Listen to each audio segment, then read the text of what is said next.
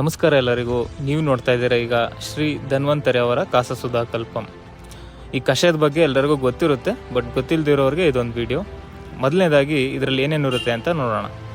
ವಾಚ, ಏಲಕ್ಕಿ, ಶುಂಠಿ, ಆಮ್ಲ, ಪುದೀನ, ಅಶ್ವಗಂಧ, ಲಾಂಗ್ ಪೆಪ್ಪರ್, ಅರಿಶಿಣ, ಲವಂಗ, ಬಿಬಿತಕ್ಕಿ, ಕಾಳುಮೆಣಸು, ಕರ್ಪೂರ, ನಟ್ ಗ್ರಾಸ್, ಸೈಂಧವ ಸಾಲ್ಟ್.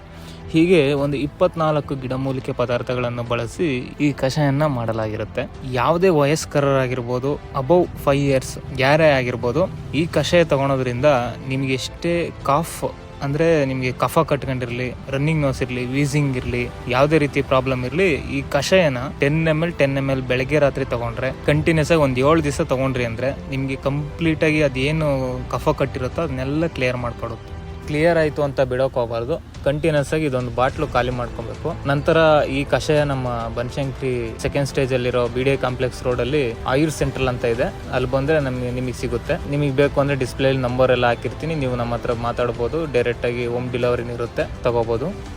ಆಮೇಲೆ ಈ ಕಷಾಯನ ಬಂದ್ಬಿಟ್ಟು ಡಯಾಬಿಟಿಕ್ ಪೇಷಂಟ್ಸು, ಶುಗರ್ ಪೇಷಂಟ್ಸು ಧೈರ್ಯವಾಗಿ ತಗೋಬೋದು. ಏಕೆಂದರೆ ಇದರಲ್ಲಿ ಯಾವುದೇ ರೀತಿ ಶುಗರ್ ಅನ್ನೋದಿರಲ್ಲ. ಸೈಂಧವ ಸಾಲ್ಟ್ ಬೇಸಿಕಲ್ಲಿ ಮಾಡಿರೋದ್ರಿಂದ ಧೈರ್ಯವಾಗಿ ತಗೋಬೋದು. ಆನಂತರ ಈ ಕಷಾಯ ತೊಗೊಬೇಕಾದ್ರೆ ಆದಷ್ಟು ಕೋಲ್ಡ್ ಐಟಮ್ಸ್ನ ಅವಾಯ್ಡ್ ಮಾಡಿದ್ರೆ ಒಳ್ಳೆಯದು. ಯಾವ ಥರ ಅಂದರೆ ಈ ಸೌತೆಕಾಯಿ, ಬಾಳೆಹಣ್ಣು, ಆಮೇಲೆ ಐಸ್ ಕ್ರೀಮು, ಈ ಥರ ಪದಾರ್ಥಗಳನ್ನು ಆದಷ್ಟು ಅವಾಯ್ಡ್ ಮಾಡಿಕೊಂಡು ಒಂದು ವಾರ ಕಂಟಿನ್ಯೂಸ್ ಆಗಿ ಈ ಕಷಾಯನ ತೊಗೊಂಡ್ರೆ ನಿಮ್ಗೆ ಏನು ಪ್ರಾಬ್ಲಮ್ ಇದೆಯೋ ಅದು ಕಂಪ್ಲೀಟಾಗಿ ಕ್ಲಿಯರ್ ಮಾಡಿಕೊಡುತ್ತೆ. ಆಮೇಲೆ ಈ ಕಷಾಯನ ಪ್ರೆಗ್ನೆನ್ಸಿಲಿರೋರು ಮತ್ತು ಕಿಡ್ನಿ ಪ್ರಾಬ್ಲಮ್ ಇರೋರು ಯಾವುದೇ ಕಾರಣಕ್ಕೂ ಡಾಕ್ಟ್ರನ್ನ ಕನ್ಸಲ್ಟ್ ಮಾಡಿ ತಗೊಂಡ್ರೆ ಒಳ್ಳೆಯದು. ಧನ್ಯವಾದಗಳು.